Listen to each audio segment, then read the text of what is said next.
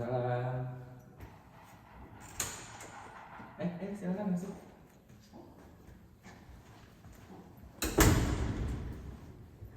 Silakan duduk di sebelah sini. Oke. Gimana kabarnya hari ini? Alhamdulillah baik. Baik, oke. Tadi kesini naik apa? Kebetulan sini pakai Gojek tadi. Pakai Gojek. Macet nggak jalanan? Lumayan sih. Lumayan. Oh, oke. Udah makan? Belum sih. Belum. Oh, tapi kuat nih buat Kuat. Oh, Aman. iya. Sebelumnya kan kita belum saling kenal nih. Mungkin Ya. kamu bisa kenalin dulu nama kamu siapa? Ya, nama saya Maya. Oke. Sebelumnya juga saya Billy sebagai atau konselor yang bisa membantu permasalahan kamu nih. Baik. Oke. Selanjutnya kira-kira Maya datang ke sini untuk apa sih? Saya kesini untuk konseling kebetulan. Oke. Berarti Maya ada sesuatu yang ngeganjel nih di hari-harinya nih. Iya, betul. Sebelumnya Maya udah pernah konseling belum? Belum, saya baru pertama kali. Pertama kali nih di Iya. sini sama saya. Iya. Oke. Jadi di sini saya bakal ngebantu Maya nih. Jadi tujuan saya ngebantu konseling itu yang pertama, jadi saya bisa mengentaskan masalah yang lagi Maya kena nih hari ini. Jadi permasalahan itu bakal bisa saya bantu selesaiin. Mungkin sebelumnya mungkin Maya lagi ngerasa terpuruk banget atau gimana nih? Kebetulan iya, saya lagi pusing Lagi banget. pusing banget. Iya. Oke, mungkin Maya bisa cerita ya kenapa permasalahannya, apa yang sedang Maya rasakan gitu. Oke, jadi Maya mungkin bisa diceritakan dulu nih apa sekiranya permasalahan yang sedang Maya alami gitu. Dulu saya perempuan yang penuh percaya diri ya Pak. Saya punya intuisi yang tajam, tapi perlahan dia mencuri itu semua dari saya, bukan pakai kekerasan tapi dengan kata-kata yang lembut tapi mematikan. Dia membangun sebuah penjara yang bernama kasih sayang, lalu mengunci saya di dalamnya. Saya masih ingat pas malam itu mama saya gemeter banget saat megang ponselnya yang nggak sengaja tertinggal. Di sana di depan mata saya ada dunia yang tidak saya kenal, pesan-pesan mesra, foto-foto rencana liburan yang nggak ada saya. Seluruh badan saya mual, tapi ketika saya mengonfirmasinya, dia menatap mata saya dengan tatapan paling tulus yang pernah saya lihat. Terus dia ngomong, Maya, kamu sedang tidak stabil, kamu hanya lagi berimajinasi, kamu butuh istirahat. Karena kecurigaan kamu ini mulai nyakitin hubungan kita gitu. Bodohnya tuh saya percaya aja, saya mulai percaya bahwa mata saya itu salah, saya ngeliatin itu salah semuanya. Dan bodohnya saya tuh percaya bahwa memori saya itu rusak. Kayaknya itu kengerian dari gaslighting deh. Saya kehilangan kenyataan. Sekarang setelah semuanya berakhir, kehancurannya nggak langsung hilang. Kehancurannya itu ikut pulang sama saya. Setiap kali ada pria lain yang mencoba mendekati dan berkata dan bilang kamu cantik hari ini, otak saya tuh nggak merasa senang, malah otak saya justru berteriak, ini maunya apa ya? Dia bohong kali, dia pasti lagi nutupin sesuatu. Trauma ini membuat saya jadi detektif membuat kasus yang sebenarnya itu nggak ada. Saya ngerasa kayak prajurit yang masih sembunyi di parit, padahal perangnya udah selesai berbulan-bulan.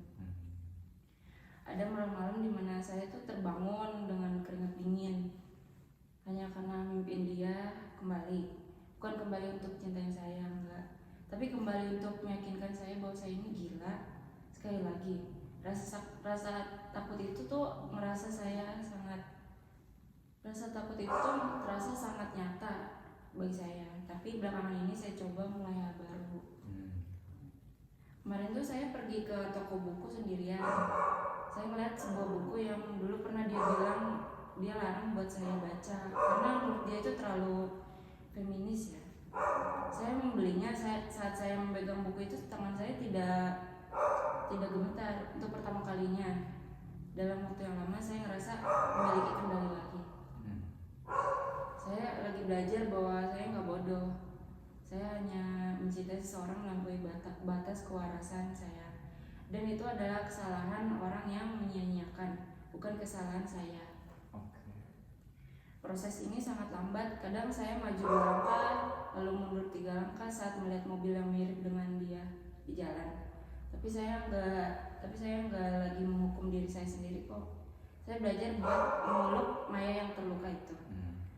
dan membisikkan ke dia bahwa sekarang dia udah aman. Oke, oke. Gak ada lagi kabut, semuanya udah terlihat jelas sekarang. Oke, jadi kan kita tahu ya sebenarnya Maya itu punya permasalahan yang seputar percintaannya. Jadi saya bisa merasakan sekiranya apa yang sedang Maya rasakan gitu. Oke, jadi kita kan tahu tuh tentang permasalahan Maya itu seperti apa ya. Jadi sebelum kita melangkah lebih jauh nih, saya sebagai konselor nih pengen kita melakukan pemindaian singkat gitu. Jadi saat kamu duduk di kursi sekarang nih, coba rasakan di mana titik-titik tubuh kamu itu bersentuhan dengan kursi tersebut gitu. Rasakan berat badan kamu pokoknya ada di kursi itu semua. Gimana perasaan kamu hari ini? Jujur bau saya terasa sangat tegang ya, seperti kayak mikul beban berat. Semalam saya tidur hanya 4 jam karena pikiran saya tuh terus berputar tentang kejadian minggu lalu, tentang yaitu nggak sengaja melihat mantan saya di sebuah kafe. Oke. Mungkin melihatnya secara langsung pasti memicu reaksi yang kuat ya. Di skala 1 sampai 10, di mana 10 adalah itu rasa panik yang membuat kamu tuh pengen lari gitu. Kamu ada di angka berapa, di kecemasan nomor berapa? Tadi pagi mungkin saya 9, tapi sekarang setelah di sini mungkin turun ke 6. Tapi rasanya saya masih waspada. Saya terus melihat pintu seolah-olah dia akan muncul. Oke. Jadi masuk ya kita. Mari kita ambil 3 napas panjang bersama. Tarik lewat hidung, terus ditahan sebentar dan buang perlahan melalui mulut. Ya. Tuh tadi. 1, 2, 3. Oke, bagus. Ingat ya Maya, di ruangan ini pintu yang tadi itu terkunci dan hanya ada kita berdua di sini. Kamu aman.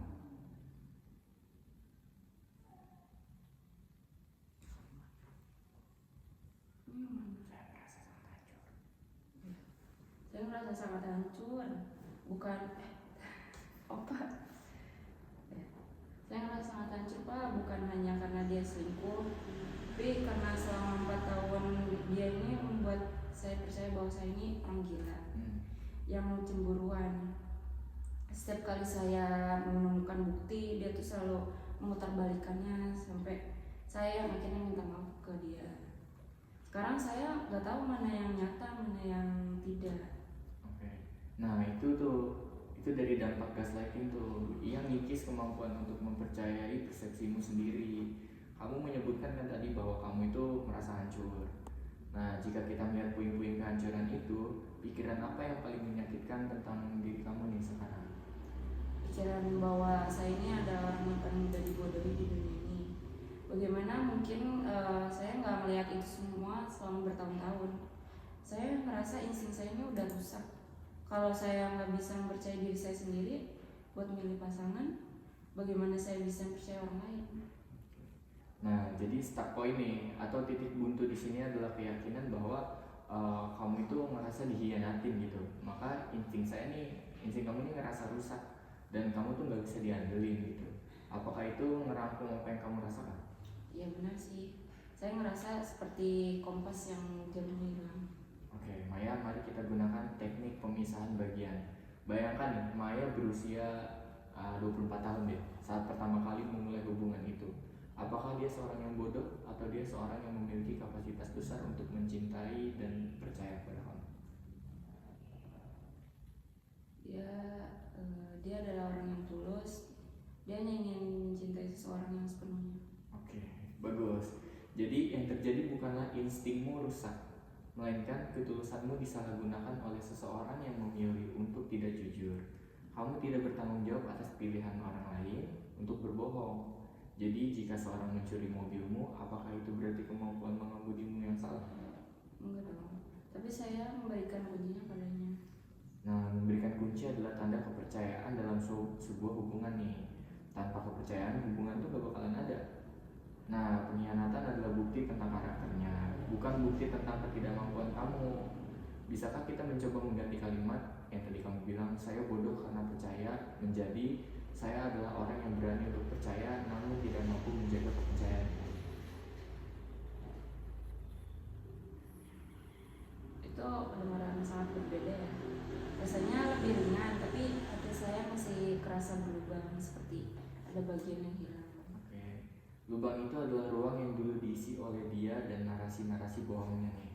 Sekarang tugas kita adalah mengisi lubang itu bukan dengan orang yang baru, tapi dengan keamanan diri kamu sendiri nih. Kita akan melatih kembali otot instingmu dengan langkah-langkah yang kecil.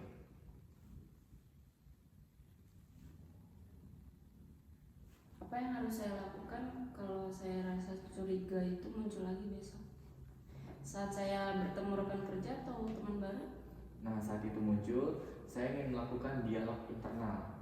Katakan pada diri kamu sendiri nih, ini adalah bagian dari trauma saya yang sedang berusaha melindungi saya. Nah, terima kasih sudah waspada. Tapi saat ini saya sedang mengevaluasi fakta nih, bukan asumsi. Jadi kamu tuh jangan memaksa diri untuk langsung percaya pada orang lain, tapi ambil waktu. Oke, saya akan mencoba tuliskannya di jurnal. Itu membantu saya memilih mana fakta dan mana ketakutan. Oke, ide kamu bagus nih. Untuk sesi depan, apakah mungkin kamu bersedia kalau kita membahas lebih dalam tentang bagaimana menetapkan batasan atau boundaries agar kamu merasa punya kendali penuh atas kunci yang kamu punya? Iya, saya sangat butuh itu. Terima kasih, saya merasa sedikit lebih tenang hari. Sama-sama Maya, mungkin kamu harus ingat ya, jadi untuk melakukan sesuatu hal baik itu untuk diri kamu malam ini, coba kamu membuat sesuatu tubuhmu merasa dirawat nih. Entah itu kamu mandi air hangat, atau kamu minum teh kesukaan kamu, atau mungkin kamu bisa melakukan sesuatu yang bisa bikin kamu senang. Nah, mungkin karena keterbatasan waktu, kita bisa bertemu lagi nih di minggu depan. Apakah Maya bersedia? Oke, saya bersedia. Apakah Maya sudah cukup hari ini? Cukup. Apa yang Maya sedang rasakan hari ini ketika sudah melakukan sesi konseling? Saya merasa lebih tenang sih, lebih ringan. Terima kasih Maya. Mungkin bisa kita selesaikan untuk sesi kali ini. Kita bisa lakukan sesi di pertemuan selanjutnya. Ya, baik. Sudah cukup? Cukup. Bisa saya antar langsung ke depan ya untuk Maya bisa langsung pulang dan istirahat.